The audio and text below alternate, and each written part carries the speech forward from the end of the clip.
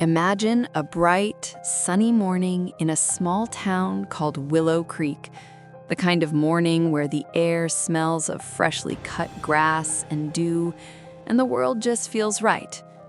Birds are singing their morning melodies, kids are laughing, their voices bright and carefree, as they gather at their usual stops, eagerly waiting for the school bus. It's a picture of perfect, everyday normalcy. But on this particular day, September 15th, 2018, something strange, something utterly inexplicable happens. Something that will shatter the peace of Willow Creek and leave an indelible mark on everyone who calls it home. This is the story of the vanishing school bus and the 22 kids and their beloved driver, Mr. Tom, who were never seen again. Willow Creek truly was a picture of idyllic small-town life. Green trees lined every street, their leaves just beginning to hint at the changing seasons. Everyone knew everyone else. A quick wave or a friendly chat was as common as the morning sun. The rhythm of life here was predictable, comforting, and a big part of that rhythm was school bus number 47. Every morning at 7:30 sharp, it would embark on its route, a yellow beacon of childhood routine. The driver, Mr. Tom, was a local institution, a kind old man with a perpetually big smile and a slightly too large hat perched on his head. He had a knack for telling the silliest jokes, always guaranteed to get a chorus of giggles from his young passengers. He loved those kids, and they adored him right back. That morning, Mr. Tom drove his usual route, the familiar turns and stops ingrained in his memory. His first stop, little Timmy, a bundle of energy, hopped on, his backpack bulging with crayons, ready for a day of artistic adventures. "Good morning, Mr. Tom," he piped up, his voice full of innocent enthusiasm. Next, Sarah and her twin brother Sam, inseparable and always sharing a secret whisper or a conspiratorial glance, climbed aboard. Then came Jenny, whose sketchbook was always filled with fantastical unicorns, and Mike, the budding soccer star, who never went anywhere without his trusty ball. One by one, 22 vibrant, hopeful children boarded the bus, waving goodbye to their moms and dads, unaware that these goodbyes would be their last. The bus chugged along the winding road, the familiar path towards Willow Creek Elementary School. It was a short ride, just about 20 minutes, mostly through a stretch of dense, ancient woods. But today, as they ventured deeper, something felt off.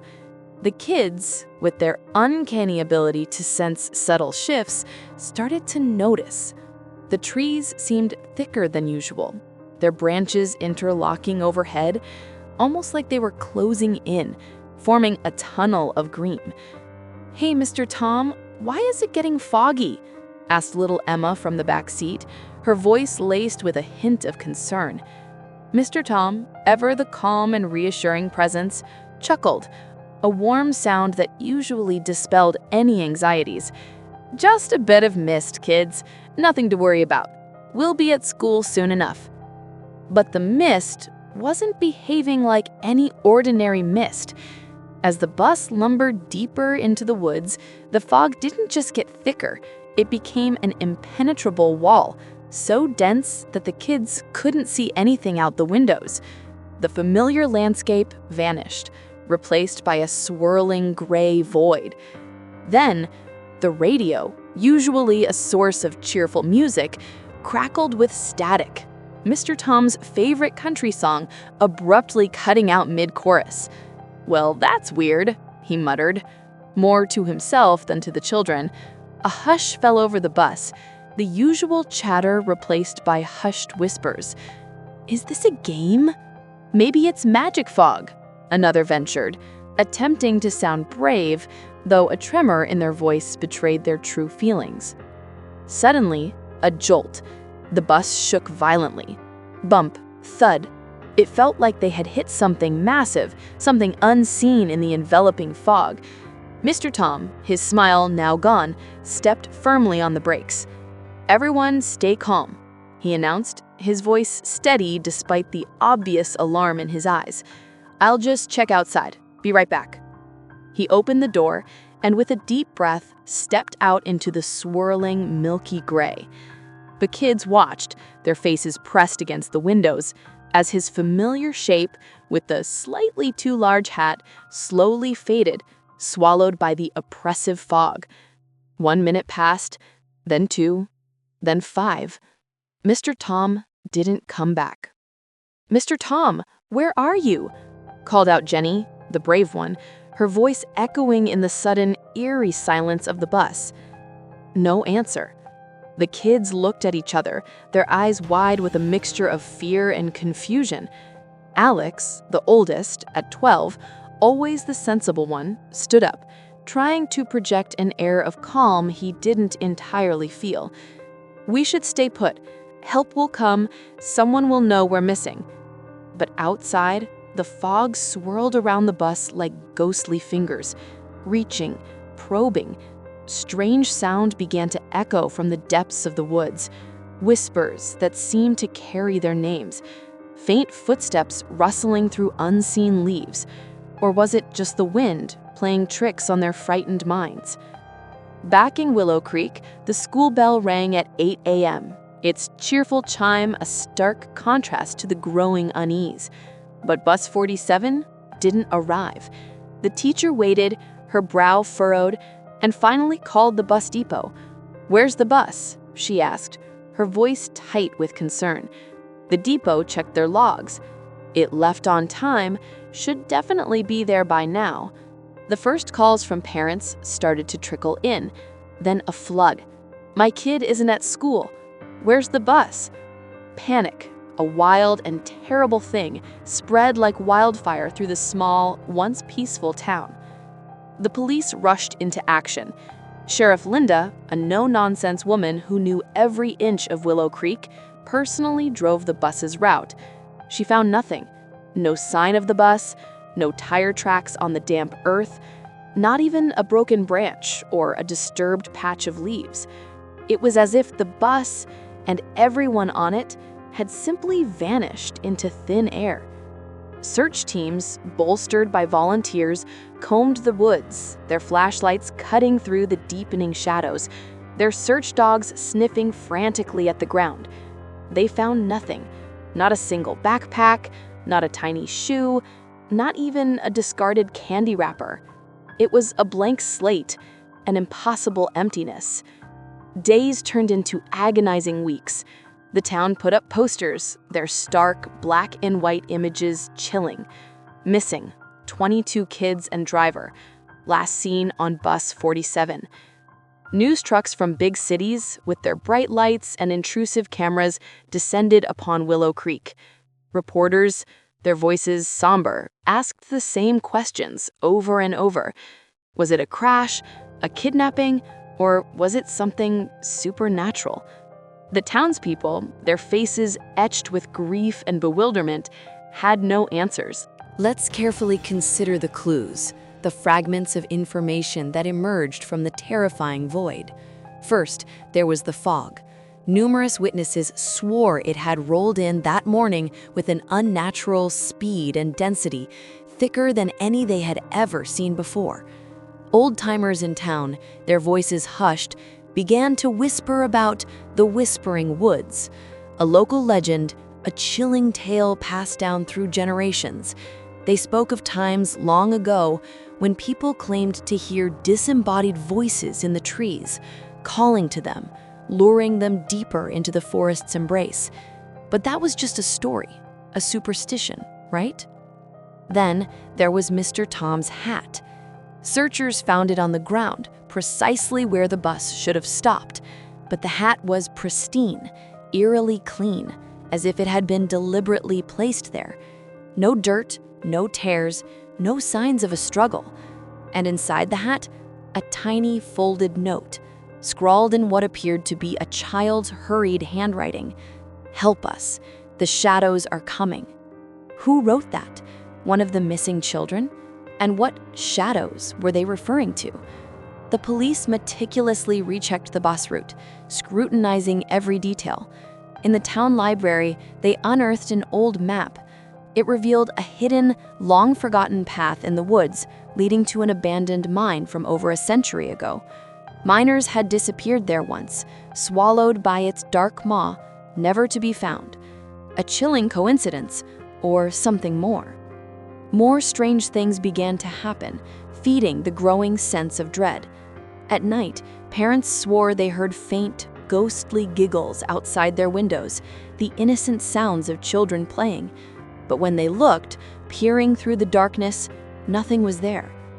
One mother, still reeling from the loss of her daughter, tearfully recounted seeing her missing child's shadow on her bedroom wall, waving a fleeting, spectral goodbye. Another father found a crayon drawing on his porch, a child's rendering of a yellow school bus impossibly floating among fluffy white clouds. The search continued, relentlessly, desperately.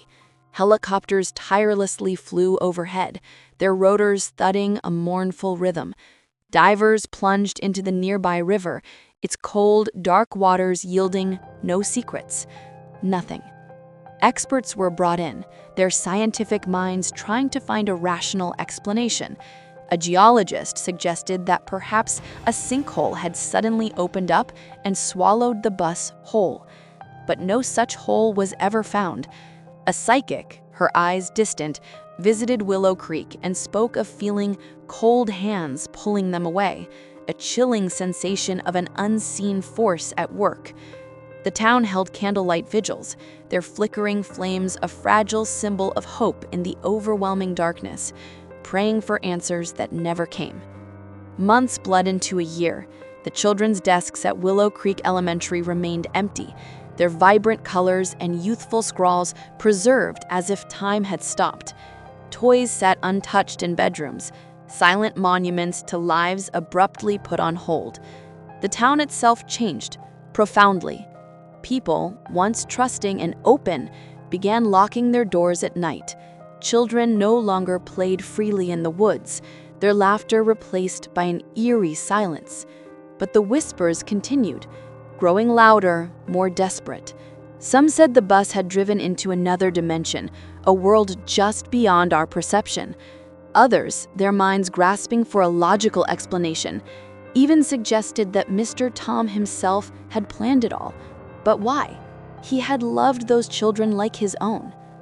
1 year later, a lone hiker, venturing deep into a rarely explored part of the woods, stumbled upon something horrifying. A school backpack, half buried beneath a thick blanket of decaying leaves. Inside, notebooks filled with drawings, not of unicorns or soccer balls, but of strange, angular creatures with unnaturally long arms. And amidst the drawings, a chilling, cryptic message, again in child's handwriting: "We're still here. Find the light."